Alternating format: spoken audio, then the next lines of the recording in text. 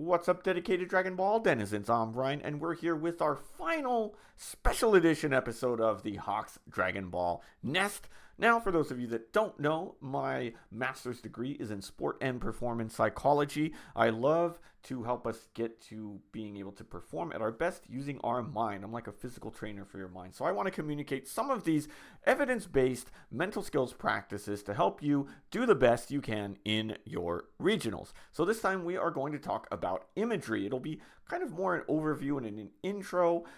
Imagery is something that usually takes me a couple sessions to get down, but I think I condensed it enough to where you can make it useful enough if you want to try to use imagery during the regionals. So we'll talk about what imagery is, when we can use it in competitive TCG, and then we'll talk about how to create a basic imagery script, and I'll give you an example of how I would go throughout that process. So let's get into it. And here we are, imagery. It is the practice of mental rehearsal. Studies show that imagery, when used in combination with actual practice, are just as valuable as actually practicing. What does that mean? That if you image certain situations and pulling off certain moves, like pulling off specific combo plays, winning certain matchups and things like that, as long as you actually practice them as well, then they're just as valuable, right? So imagery can help us prime for competition and then help us regulate our bodies and our minds. Right? And the characteristics of imagery, right? It needs to be controllable. Imagery needs to be a situation that you are in control of. You don't want to image yourself losing. You don't want to image yourself in a bad matchup where you aren't pulling off any of your moves. Imagery helps us as if we're successfully practicing. It needs to be very vivid. Very vivid. Over here on the side, it needs to involve all of 5 senses whenever possible: sight, touch, sound, smell, and taste. So despite imagery invoking in your mind probably images or sight, it needs to actually involve all of our senses, which would include touch, sound, smell, and taste whenever possible. The smell and taste honestly are a little bit tougher to incorporate, but if you can do it, make sure that you can. Usually at least taste can get in there if you're drinking something, your favorite drink. Smell, maybe sometimes. I think especially in like a regionals where you don't necessarily know the venue, you don't know what's gonna smell there. Maybe you do have like a certain scent, like the new card scent of your cards, whatever your sleeves. Think about those types of things. They can potentially do, if you chew gum or mints, things like that. You could potentially have taste. Sound, it's gonna be real loud in there. But so think about that. That's kind of a broad focus for sound, but think about the narrow focus of sound of like what your sleeves feel and sound like as you're moving them through your hand, as you're putting them on the board. That's going to involve your touch and sound. And of course, sight is really the easiest one to incorporate, which will be honestly the most prevalent of the senses, but really make sure to be intentional about getting all 5 senses in there. Speaking of which, it needs to be intentional. You want to have kind of a goal of that imagery script in mind, whether it's getting through one of your tougher matchups, whether it's pulling off a complicated combo or string of moves or sequence in the game, right? Whether it's just priming you to get ready to perform, and then you need to practice it. Don't create your imagery script and use it for the first time at regionals. Really make sure that you practice it, so get some type of modified version of it at the very least. See if you can get it practiced, whether it's online or if you do happen to have an in-person event prior to this regionals, which may be tough considering this is out today on Wednesday. Regionals is Friday, unless you're just going to Sunday. But anyway, make sure that you practice it. Now, what are the benefits of imagery? It can help you to reach your performance goals. You're setting these goals, and it's helping you to image them, doing them successfully. That is going to build your confidence as long as you kind of believe that imagery that you're doing is possible. So it can be used for both relaxation and energizing, whether we want to get ourselves in a good spot, in a calm state before performing, or maybe energized back up after a long day of matches. Right? It can help us to build confidence and kind of reframe our mindset, maybe going from like, oh man, if I just see Jiren, I'm going to lose for sure, thinking about imaging like, okay, well, what are some sequences or combos that if I do pull off, I can beat this Jiren matchup, and image those, and then it's going to help you to pull them off in the actual game. change your mindset and desensitize to certain situations. It's not quite as needed here, but sometimes imagery is used even outside of performance psychology in more terms in regular, like desensitizing to maybe traumatic situations or situations that are just not fun for you, right? When can imagery be useful? Before tournaments, between matches, between turns, when you can't actually play or practice, you can image things.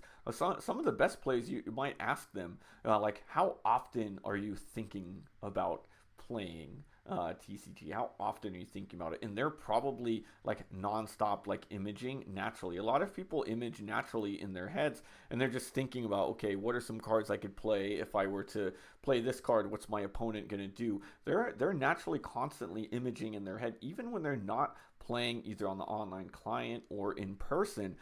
So this really helps us. You can image anywhere, and as long as you work on it to get it vivid and think of these specific situations, you're able to really do imaging anywhere.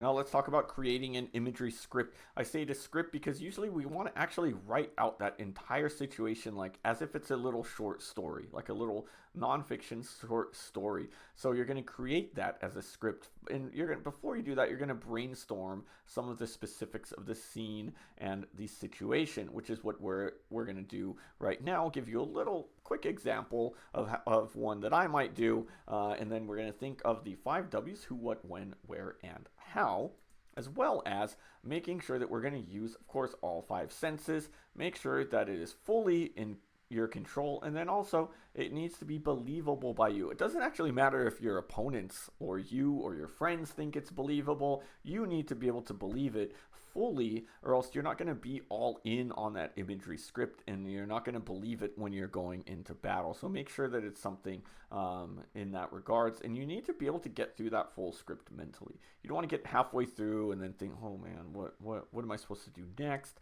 What's the next thing? It should be flexible. You know, that's where sometimes in TCG it's a little bit harder to know exactly what your opponent's going to do. So you kind of want that flexibility. You can make some slight changes every time that you do it, but really like zoning in on a situation that like you know is going to happen, which could be a turn or 2 turns or something like that, or one your opponent, things like that. But you need to fully go through that and keep that detail and keep control throughout it. So let's talk about how that might look. Now here's just an initial outline where you just kind of start by throwing it all out there, right? So creating a script is going to be me versus an Evil Boo deck. I know I'm going to see them, right? They're going to be out there, right? And then I'm going, what's going to happen? I will survive an onslaught against the double strike Evil Boo drop. That's their win con, right? It's going to happen at some point where they're going to drop a 5-cost Boo. They're going to probably drop that 3-cost with it that can attack twice with a KO. And I'm going to get hit with 5 or 6 or however many in there, right? So I'm thinking 2 strikes from that, a double strike, the leader strike, maybe another leader strike, and I'm going to survive that, right? When? In the finals at regionals. The finals? Oh, hey, you know what? I believe I can make it. Let's do it. Even if it's not in the finals, it's not as important. When you're in the finals, you'll make it. You're going to see this sooner, right?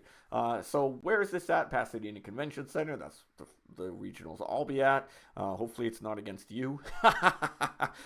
Whoever's watching this, breaking the 3rd wall. Okay, and then how, right? So I'm going to use 2 time rewounds with more extra defense, including 1 super combo. And I'm saying 1 super combo because that's believable to me, right? If I say 2, I might not get 2 super combos. That's a lot to ask, right? Why? And I'm thinking about like, why did I make this happen? How did I do it? I don't know if we necessarily need this, but it gave me a little bit more details for thoughts. As I saved 2 time rewounds in my hand, made sure that I have 2 energy, which is easy because I'm restanding at the end of my turn. And then with one of those time rewounds, you know what? I'm just going to say I got a 4-cost Goku on the field, and I've stunned his other guy from attacking. So he had a board, so that means I've got less attacks to defend against, and I'll restand him for emergency combo power, and then I'll also restand one of my barrier freezes, so then I can go for win next turn, right? So that's kind of the general situation I'm at. So now what we're going to do here is get a little bit more detailed by adding in more stuff from our 5 senses. Now let's go through and incorporate our 5 senses. I've gotten rid of the why and just kind of threw that in there. It really was kind of similar to the how once I started going. So who, what, when, where, how, and incorporating 5 senses, okay? So me versus an evil Boo deck, and then let's think about, okay, well, who's me? What am I wearing? My Hawk's Nest hat. In this case, I've got a Lakers hat on. I'm using my Majin Vegeta playmat. I'm using my yellow Vegeta deck, right? Who? What? I survive an onslaught against the double strike evil Boo drop. I hear my opponent declare the drop, and then the slight sounds of the cards hitting their playmat, right? So now I've got more senses in there, right? You can even say I see the Boo there, right? I see that. Maybe it's the alt art. You know, if they're making finals, I'll bet you that they've got the alt art of probably everything, max rarity deck, right? I see him rest one of his Boos twice after failing to take a life either attempt because I used the time rewound both times, right? I allow the double strike to hit as their last move to get me from 3 to 1, right? So I'm going to defend probably whatever the Boo's attacks are. I had imaged in my mind that I'm going to stun one of his cards on board so to give him less attack. So that's kind of some thoughts I'm at there, right? The what? When, thinking about that, that's probably a little bit backing up, but it's the finals at regionals day 1. Now let's incorporate some more senses. There's a crowd spectating gathered around us. The air is heavy and sweaty. Might be sweaty, might not, because it's been a long day of matches, okay? I might even be sweating too, all right? Let's be real. Where, again, kind of similarly there, it's at the Pasadena Convention Center. I have no clue what it actually looks like in there, but I can reasonably conclude that it's going to be filled with tables, and considering it's now the finals, that some of them are probably going to be empty, but some are still going to be filled with players competing in friendly matches, right? And then the how. I end my turn, restand 2 energy, and I have 2 time rewounds in hand with some extra defense, including a super combo. I sip some water. There's some taste in there. And I take a breath as my opponent decides on what to charge. So we would kind of put that all together. So in general, let's say that I wanted to really get just a really quick one, right? So I'm going to end my turn.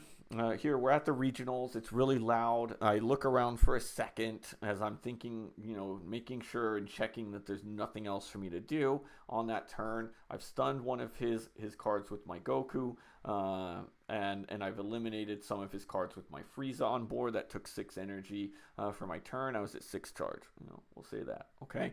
I look around, sip some water as I declare my turn is ending. Take a couple deep breaths as he's deciding what to charge, making sure that I'm still keeping my attention on what he charges and what his charge is. Let's say his charge is 7. I don't know. Maybe it's 6. Let's say it's 6 so that he can't get anything more, okay? Then he's going to decide to attack me once. I'll defend that. He's not going to combo anything. I'll defend with the 5k in my hand. I've got a little cantrip there. Let's say it's Hercule, Mr. Satan. I'm gonna defend that. Then okay, he can't attack with his card on board. He only had 1. Let's say it's a Janemba, 3 costume. I don't know. We'll throw that in. And then I'm seeing that it's in rest that I've got a little coin on top of him that I use so that he knows he can't restand him. All right, cool. Nothing left for him to do but drop his Boo. Drop that 5 cost Boo. Drops 2 3 cost, just a 3 cost. That 30k one hits 1 attack, boom, time rewound, restand. Right, that's it. And then he's gonna go in again, but with second time he'll KO his. He's gonna KO his card that can't attack this turn. Right, boom, second one gone. And then I'm gonna defend that with the time rewound, restand the Frieza so that he can't attack him because now he's gonna want to change his mind with that double strike Boo and be like, shoot, well, I'm not going to win this turn, probably. He's got 2 time rewounds. I didn't get any attack. He's still at 3 life. We're both at 3 life, right? He's going to go in again. So then he's going to drop a cantrip out there. He's going to try to go one last attempt at me. But luckily, I've got some defense in my hand. I don't have to use my Goku, luckily. But he didn't combo on it because he ain't got nothing left to combo. Or maybe he does combo that cantrip, 25. Well, cool. I've got, now I have to combo that Goku out. Oh, man, had to combo him, but whatever. That's life. I've got plenty more in hand to play next turn. So I combo the Goku away. That way I don't get down to 2. And then, oh shoot, now he knows. Okay, well he just goes ahead and my freezes restood. The Goku that I restood is gone. I don't. There's nothing else for him to do but attack my life. I take the 2, and then that's it. Then I'm going to go ahead and see if I can get the win on the next turn. So I organized it into a chronological story. Of course, I'd have to memorize it. I just kind of made that up as I went through here, and create different ones for different situations. You know, you might have one that you're going to use imagery in that pre-performance routine that I talked about in my first ever video on these I did. So think about that. Create different ones for different situations. In summary, imagery is a technique that's used to prime ourselves for performance and mentally rehearse us coming out ahead in specific situations. It should be controllable and vivid, involving all 5 of our senses. When done properly, imagery is as valuable as actually practicing. And now, when creating an imagery script, make sure it is believable by you. Start by outlining specifics of the situations that you want to image, as we did earlier, and then make it more vivid by adding more details using all 5 senses.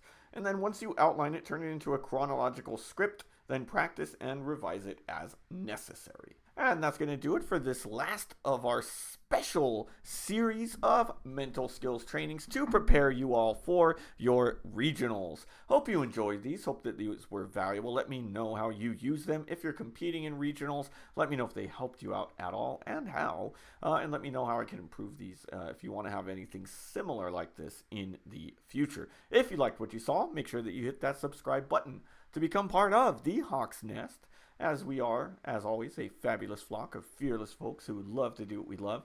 I love making these videos. I love playing Dragon Ball. I'm hoping that I'm able to use these skills well and compete in the regionals on Friday and Sunday. If you see me, make sure you give me a little hi, a little shout out. And I hope that you have the best of luck in there as well. If you're not quite ready to fly yet, though, that's okay. Just hit that like button. We'll show up in an algorithm near you in the near future. But until then, we'll see you next time.